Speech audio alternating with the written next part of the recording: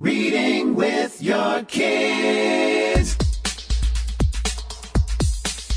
Hey, so great to see you. Come on in. Have a seat, relax. We're going to have a great time. Hi, my name is Jedley, and this is the Reading with Your Kids podcast, coming to you from Reedville, Massachusetts, an adorable little neighborhood in the city of Boston. We're going to be speaking today to our guest from Sleepy Hollow in New York. What an appropriate town to speak to David Neilson, the author of Beyond the Doors and Dr. Fell and the Playground of Doom. Before we travel up to Sleepy Hollow to speak to David, I want to take a minute to let you know a little bit about our sponsors and also to share some thanks with you. We'll get to the thanks in a minute. But first, I want to encourage you to go to readingwithyourkids.com/yummy. Readingwithyourkids.com/yummy. That's where you'll find out about our friends at Love with Food. Love with Food. We love with Food. Are you ready to make 2019 the best year ever? The brightest moments of 2019 start with the smallest decisions. Snack better, feel better, and be better every single day. That's what Love with Food can do for you. Love with Food is a great subscription service that will send you a curated box of really unique snacks. Snacks that you're not going to find in a typical supermarket. Snacks that are healthy. They don't have any GMOs in it. They're gluten-free snacks, and they're really funky. I was telling you about a couple of snacks that I checked out last week. There's this really cool thing. I just love the name of it. It's the RX bar, and it's 3 egg whites, 14 peanuts, 2 dates, and no BS. And it's really good. I really loved it a whole lot. Now, if you go to readingwithyourkids.com/yummy, that's going to do two things. First off, you can get 40% off your first box at Love with Food. And that's a really great thing. Second, they're going to support the podcast. That's right. They're an affiliate sponsor of the show. So when you make a purchase through our website, readingwithyourkids.com/yummy, they support the podcast. And that really helps because, that's how we make this thing work. So we really do want you to go to readingwithyourkids.com/yummy. And we also want you to know that every box that Love with Food delivers, they also donate a meal to Feeding America. They have donated over 1 million meals through this program. What a fantastic thing. Check it all out right now at readingwithyourkids.com/yummy. We also want to take a moment to say thank you. Thank you to everybody who voted for the Reading with Your Kids podcast for the 2019 iHeartRadio Best Kids and Family Podcast Awards. My wife and I went out to the awards ceremony in Los Angeles. We had a fantastic time. We did not win.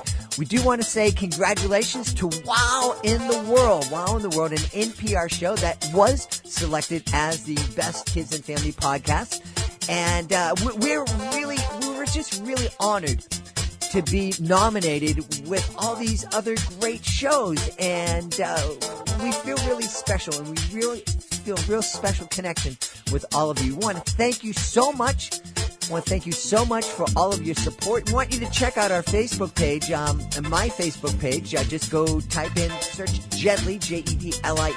You can also check out the Magic Jedley Instagram post for lots of pictures from the red carpet. That's right. My beautiful wife and I went down the red carpet. There were paparazzi there. Have no idea why they wanted to take my picture. I know why they wanted to take my picture. Because I was standing next to my beautiful wife. That's why. I don't know where any of that paparazzi photos will show up. But you can see some of our photos at our website and also at the Reading with Your Kids Facebook page, facebook.com/readingwithyourkids. Once again, thank you so much. It was an honor to be nominated, and we're honored by all of your support. Joining us right now from Sleepy Hollow in New York, right outside of New York City. He is one of the spooky middle grade authors.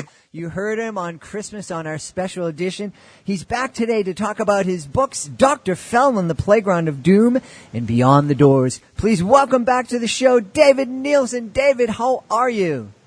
I'm good. Thank you, Jed. It's a pleasure to be back on. Thank you for having me. We love having David on. He is probably the best dressed guest we have with his beautiful purple top hat. And so it's great to have you here. Dr. Fell in the Playground of Doom, that resonates with me because my wife is a teacher in a school in Boston, and they have a playground in the backyard, and it's a little smaller than my backyard, and they're taking 3.5 years to rebuild it, 3.5 years and $1 million, and I'm always thinking that is the Playground of Doom. But I'm sure your book is much more interesting. So tell us about Dr. Fell and the Playground of Doom. All right. Well, Dr. Fell, the Playground of Doom, is the story of Dr. Fell. He moves into the old abandoned house at the end of Hardscrabble Street that all the kids have been using as their playground for years. So, to make up for taking their playground, he builds in his front yard the world's most amazing playground, and it has everything. People are obsessed with it. Kids skip school to play on it. Parents send their kids out at midnight to play on this thing. Everybody loves the playground. And then kids start getting hurt on the playground and injured, but they don't care, because whenever they get injured, they know Dr. Fell's going to run, take them inside, bring them right back out, and they're fine, just like that. No matter how bad the injuries get, they can break a bone, no problem. In, out, and they are healed. But, of course, there's always a price. Mm-hmm. And as things get weirder and darker, there are 3 kids who from the start have never been in love with this guy. They don't know why everyone else is, and they have to figure out what's going on and how do they save their neighborhood from this very dark and evil man. Insert evil laughter here. I love that, and I love listening to your voice and listening to you read. It's a lot of fun, and what a fun premise for a book. Playgrounds are they really are meant to be these fun places, but in reality, at least when I was growing up, there were a lot of playgrounds of doom. There were 3-story high jungle gyms that we fell off. I'm a little younger than you, but when we were growing up, you had jungle gyms, which were just large things of metal that kids would climb and fall on. There was no padding, there was nothing else. They just climbed usually on the pavement, these metal bars, and you had broken teeth all the time. Bloody noses, what have you. Yes, and somehow some of us survived. Right. So was the inspiration for this book all those traumatic memories of you falling off the jungle gym, or? No, I was a swing guy myself. Okay. No, actually, to be completely honest, the inspiration came from an illustration that I saw on the wall of my mother-in-law's house. It was a single picture drawn by the late Trina Sharp Hyman, who you may or may not be familiar with. She was a children's illustrator back in the 70s and 80s, and she specialized in the types of doing like the Grimm fairy tales, but the real Grimm version, not the Disney version. So like her version of Snow White ends with the witch's feet getting cut off at the ankles and blood pouring out of the shoes. And this was written for kids. Anyway, back in the 80s, for charity, she and a whole bunch of other authors were asked to draw, or illustrators, I should say, to draw a favorite fable or fairy tale, their choice. And so a whole bunch of them drew it. Chris Alsberg of Jumanji did one, and there was a whole set of them. And my mother-in-law at the time, back in the 80s, bought the whole set, and they've been on her wall forever. And one of them is just this picture that I've been seeing on and on, again and again, as I pass by when I'm in her house for years. And it's this old, crotchety guy, and he's in a suit, and he's got a black top hat, and it's in black and white. And he's kind of staring down at this little girl, and he wants something from the little girl. He's trying to get something, and she's looking up at him. She does not trust him. She doesn't know what's going on.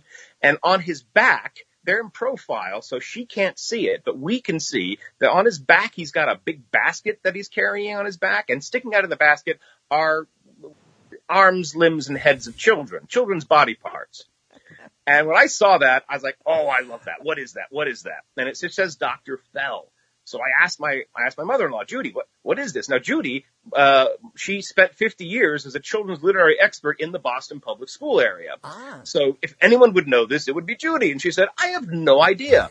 So you do what you always do. We Googled it, and it turns out Dr. Fell was created in 1620 by an author named Tom Brown when he was in university in England. And he was in trouble. He was called to the dean's office, the principal. And while he's waiting there in the lobby, the dean's name was Dr. Fell, he wrote a 4-line poem. I do not like thee, Dr. Fell, the reason why I cannot tell, but this I know, and know it well, I do not like thee, Dr. Fell. That was it. But it somehow, for 400 years, it popped in and out of literature and movies and television. It shows up in Robert Louis Stevenson's The Strange Case of Dr. Jekyll and Mr. Hyde. Mm-hmm. It shows up all over the place. So I saw that, and I knew I had a story, and that's kind of where the whole story came from. I needed to do something. I knew there was this old guy is doing something evil to children, but what is he doing? It all slowly put itself together quickly after that. That's amazing. I love that. I love the history. And I love especially how somebody else's work of art inspired you. Yeah, that's how I do. So I do school visits, of course, throughout the tri-state area and actually New England and so forth. And I do a one piece all about inspiration and how I get inspiration from images and so forth. And I talk about how Trina Sharp Hyman got inspired by those 4 lines. And if I just had those 4 lines, I would never have written this book. I didn't have that image. I don't know anything about, but she, in her twisted, dark mind, just from these 4 lines of poetry, created this really sick, gruesome image for kids. And so while she was inspired by what she read, I got inspired by what I saw from her. So yeah, we kind of get inspired from each other moving forward. That's wonderful. And you know, one of the things that we, that you and I and the other spooky grade authors spoke about, spooky middle grade authors spoke about, was the idea of being creative with our kids. Right. And what a wonderful kind of exercise and fun exercise it would be to just kind of look at images and come up with stories or write some backstories. Yeah, it's one of the things that I do in that presentation at the end is I have about 20 to 25 really weird, demented images that I've kind of stolen from the internet.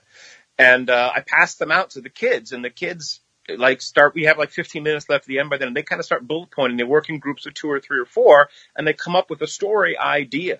And sometimes they'll get to come back a second time, like later in the week or later in the day, and we'll work on their stories and that they've been inspired by these pictures. It's really, you just get an image and there's so many things that can come out of any kind of weird image. You just keep asking questions, which is what I talk about. You just ask questions about the image. Why is this happening? Why is she looking like this? What does this mean? Where is this taking place? And you ask all these questions about your picture, about your image, about whatever you're inspired by, and the story flows out of it.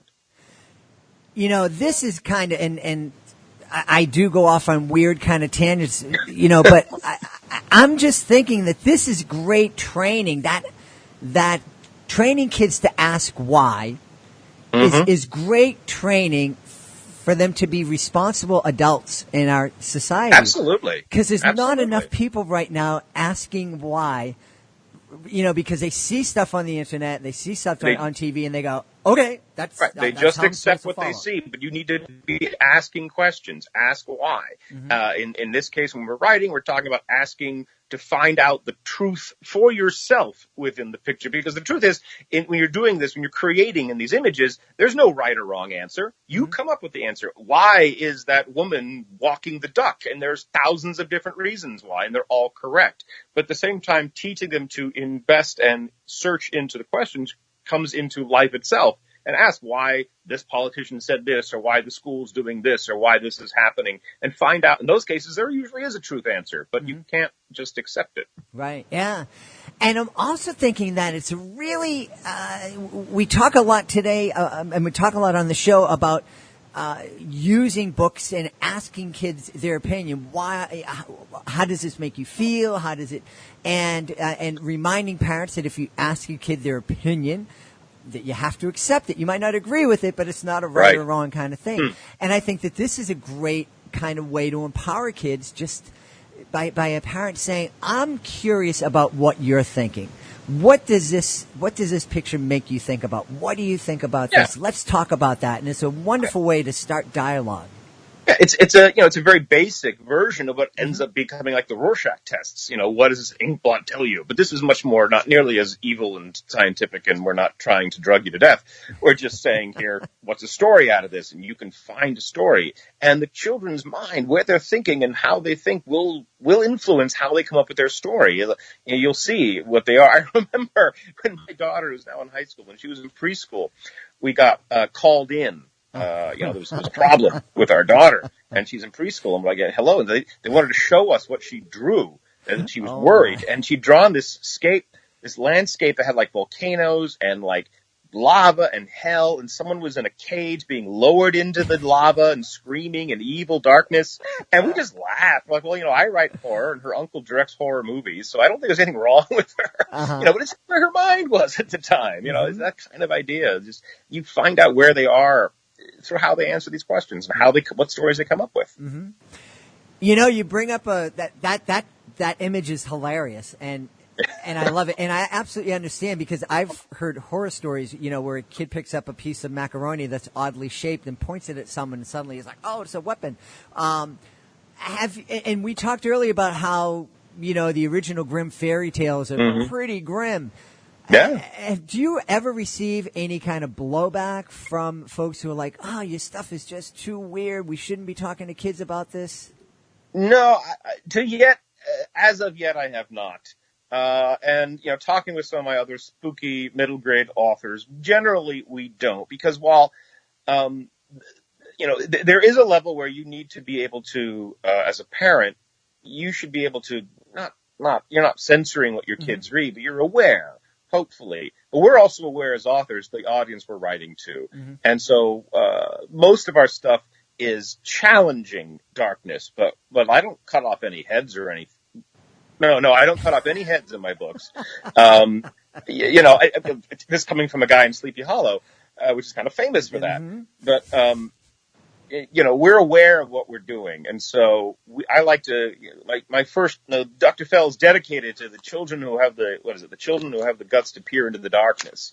Because it's important to be ready for that and not live in a cherry hoppy Disney world where everything's happy and sunny, because the world isn't really always like that. So you get to harden your skills a little bit. You work on with the easiest things. There's a moment I remember that I'm really proud of in Dr. Fell. Near the end, there was a point where I was kind of having an issue with my editor. She wanted me to change something, and I really didn't want to change it. She wanted me to be specific. There's a moment where one of the characters comes across something, and I don't really physically describe it. I kind of tell you what it is, but it's not a physical description. She wanted me to give a physical description. And my point is, I want this to be something fearful. And I cannot tell you what is the most frightening thing in your head. You can. And when you read this, you create what it looks like that is the scariest for you, or how scary you're ready for it to be. And I won that argument. I'm very happy that it's in there like that. The kids get a chance, because everyone's going to see that moment differently. But everyone, I get that comment a lot about how awesome and weird and wacky, whatever that moment was. It was this freaky moment. But I want to put that in there and let the kids, because they know the kids are smart. They know what their limits are, and they're ready to stretch them. They want to stretch them. They want to be allowed to stretch them. That's what we try to do. Yeah. And, you're absolutely right. That whole, I was never a big fan of the cat jumps out of the darkness kind of scary movies, but it was the kind of psychological thrill, where the author or the filmmaker sets a scene, and all of a sudden you're there, and it's like, how would you feel if you were the character? Right. Well, so another of my pieces, one of my school visits presentations I do is about the genre of horror, which is a lot of fun to bring to elementary schools. Kids love it. They're like, we're talking about killing people and stuff, and it's 5th grade. But the purpose of horror is to create the emotion of fear. And fear is a biological response to keep us safe. Fear exists so that we don't stick our head in the lion's mouth, because we know that if we do that, it'll chop our head off. So we're afraid of doing that. So we use fear. When you're reading a book, if you're just sitting at home, your life is not in danger. You're not actually afraid. So we as authors have to put you in the mood to be afraid. The Five Nights at Freddy's, things jumping out at you and you scream, you're not actually afraid. That's an instinctive reaction to stimuli.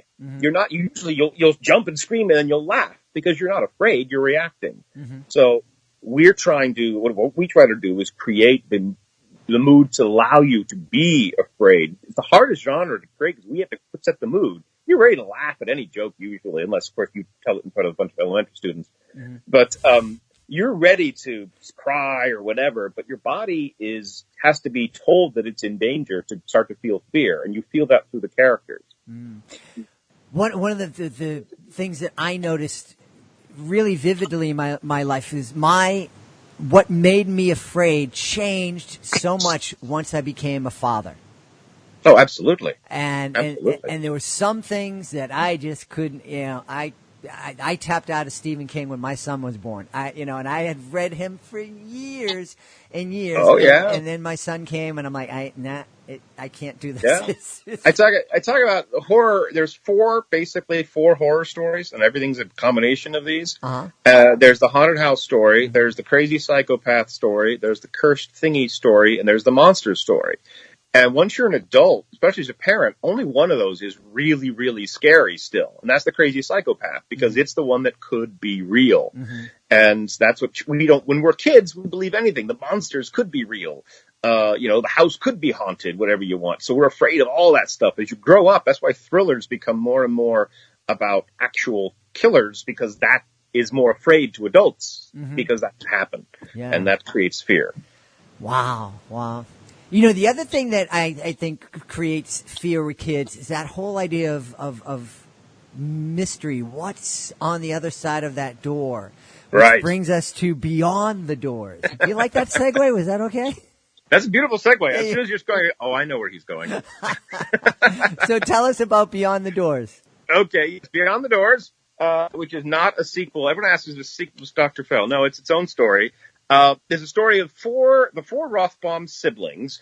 Due to tragedy, they have to move in with their aunt, who they never even knew existed before then. And she is this really crazy, spacey lady who doesn't know the time of day, has no business trying to raise a cactus, let alone deal with children. And she lives in this bizarre ring-shaped house that has no doors in any of the rooms. Not even the bathroom has a door to it. And the kids are all weirded out by this. But then they find their way into the middle of the room, of the house, and there are all the doors. They're lined up in piles on the wall, against the wall, lying on the floor. Some are broken. And there's a contraption in the middle that their aunt has been hooking these doors up one by one to this bizarre kind of steampunky gateway machine. It's hooked up to a computer. And you turn it on, and lights flash, all mad scientists, lightning, whatnot. And suddenly you can open the door to this blinding white light. And you step through, and you enter a whole series of worlds that are based on the memories of people who've used the doors in the past. Ooh. So the children get lost in other people's memories. And the longer you're in a memory, it goes sour, it warps, goes bad. So things start getting worse and more dangerous the longer you're in there. And they find things out about their family, and there's something in the memory world that seems to be hunting them, and there's all kinds of mystery and lots of comedy and horror and freakiness, and it's all a lot of really good, glorious adventure that takes place beyond the doors, as we say. I love that idea. What a ingenious premise that you go through the door and you experience the memories of the other people who have gone through those doors. Yeah, that's the creation of that book was not as easy as Dr. Fell. In the publishing industry, you sell something, they bought Dr. Fell, that was written, they said, great, we want 2 books, so we want you to write a second book, but we don't want a sequel, so pitch us some ideas. And I had 3 stories that I'd written 40, 50 pages for, and so I wrote those down into like a paragraph each, and then I had an idea for a sequel in case they changed their mind to Dr. Fell, so I wrote that out. So I had 4 ideas, sent them to my agent and said, send them on. And he said, well, before I do that, write a 5th one, because 5 is a much better number than 4. So I had to come up with a 5th idea, and I didn't have one. But I had an image in my head that I had for years, this picture. It's just a picture of some kids. They're in this bizarre room with scaffolding all over the place, and there's this door that's being hooked up into this machine, and I don't know what's going on. I just thought it looked weird, so I described this picture. And, of course, we all know which one they chose. Mm-hmm. So they came back and said, hey, do this one. And I was like, I had no idea what it was about. And so I spent a long time figuring out something had to happen. What's going through the doors? Is it a reality different thing? Is it time travel? At one point, it opened up into someone's refrigerator. I just never had any idea until the memory thing kind of clicked in. And I was like, and I could start following down that path. Yeah.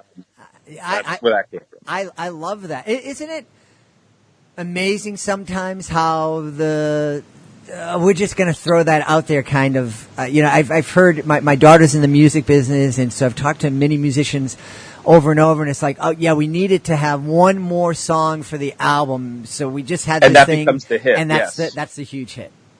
Yeah, I remember Jason Mraz, "I'm Yours" was just like a last second, one filler, and it becomes his biggest hit of all time. Yeah, that happens, and maybe it's, I don't know, maybe it's something about sudden need for quick inspiration. It comes out. You haven't spent a lot of time really hammering it forth until you kill it. It's just fresh inspiration, maybe. I don't know. Hey, but that's what happened with this. Speaking of inspiration, and I'm just curious, I've asked a couple of authors this, and I'm wondering if you have a take on it. Just as a creative person and someone who's having all these ideas, imagine people must come up to you and go, "Oh, David, you're so creative, and you can just create anything out of nothing." But I'm guessing that there are occasions when you might have that block, and the ideas aren't coming. Is there a technique? Is there an exercise? Is there something that you do to open the flow again? Every author and every creative person, it happens to everybody. You're going to get that block, that writer's block, that whether you're writing songs, whether you're movies, or whatever you're doing. What I do personally is I just force myself to keep going and know that the next day I'm probably going to erase it. And I'll go back. I'll spend a week where I erase what I wrote the day before until finally something clicks. Or I have a couple of other tricks that I do when I'm really desperate. One is I have a little plastic bat. I love baseball, and I'll just kind of walk or pace around the room swinging my baseball bat until I have like an idea. And then a couple of times when I've really needed it, I break out the Star Wars figures and reenact the scenes that are going on with the Star Wars figures until I can figure out what's going on. And that's what I tell my wife why I get to keep my Star Wars figures. I love that. That's perfect. I have to find an excuse to do that myself. Absolutely. Well, the question comes up, and I'm just wondering. We talk a lot about conversations that families can have, and we've talked about families being creative together. But I'm just wondering, either Dr. Fell on the Playground of Doom or Beyond the Doors, what kind of conversations as a family is sitting down and reading the books together? Well, an interesting one, because you have to remember, I wrote Dr. Fell. I wrote it in late 2014, early 2015, okay? So now the concept of the cult of personality, everyone doing what this one person is having them do, even though it's probably not the right idea, and there are a few people who are sort of resisting and getting some, that concept has a lot more connection to what's going on in life nowadays, with our country and so forth. I'll get parents that will tell me, we use this, and we kind of use some of this to talk about, why certain people would think certain ways or want to be certain ways and not think things through, how easy it is to become part of groupthink. So that's definitely something that's come along. Also, I get a lot of talk about stranger danger, because Dr. Fell comes out, takes you into his house without any question, brings you back. And eventually the kids are all excited about it. And just this thing that, is this a good idea? Is this not? In fact, I had one reviewer that really got upset at me for inviting stranger danger, basically saying his book says that kids should just go into people's houses. I'm like, well, no, the guy's evil, just saying. Read the whole book. We do that conversation. And then what I like about what I'm proud about Beyond the Doors is, besides this world that we created, is the discussion of what is memory. What do we remember? Are things as we remember them, or does our memory change the events to ourselves? What is real, what is not, which is in the past based on what we remember. And so that's become kind of a topic that will come up when reading that book. Wow. And that's a really pertinent question, because we've had a lot of discussion about memory and testimony and how reliable. One of the things I hear all the time is that, eyewitness testimony is probably the most unreliable testimony that you can offer. They've done lots of studies proving that, yeah. Yeah, well, fascinating.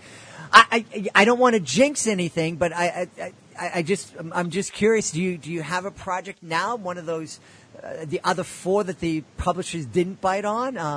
I have three other books that are done and in different stages of people looking at them. Most recent one that I'm very hopeful for is this kind of mashup of a few other things, all spooky, middle grade-ish. The most recent one is called How to Ruin a Birthday Party with 8 Books and a Severed Foot. And I really have high hopes with that. That's with an agent, right? That's with an editor right now, and I've got another one with an editor moving on stuff. So, I don't have one in the pipeline right now, but I've got 3 that are out there that people are looking at. So fingers are crossed. Wow. Well, I'm going to a birthday party for a middle grade person in a couple of weeks. Maybe I'll bring up that Bring a severed foot. It does wonders. There you go. David, where can folks, I know folks can connect with the spooky middle grade authors at spookymiddlegrade.com, but where can they connect with you directly? My website is simply david-neilson.com. So it's DAVID, I have my own name, NEILSEN.com. And I got everything up there, my books, my storytelling, I do murder mystery parties, I do school events, all that stuff's all there. My voice acting work, all that stuff's on the website.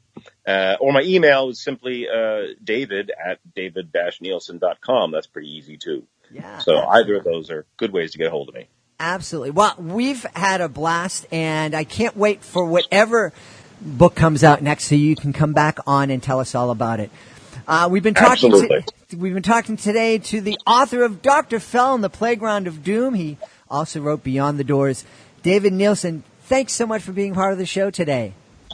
Thank you. Thank you for having me. It's been a pleasure.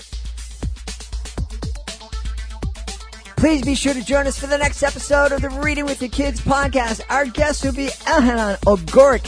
He is the author of The Present is a Gift.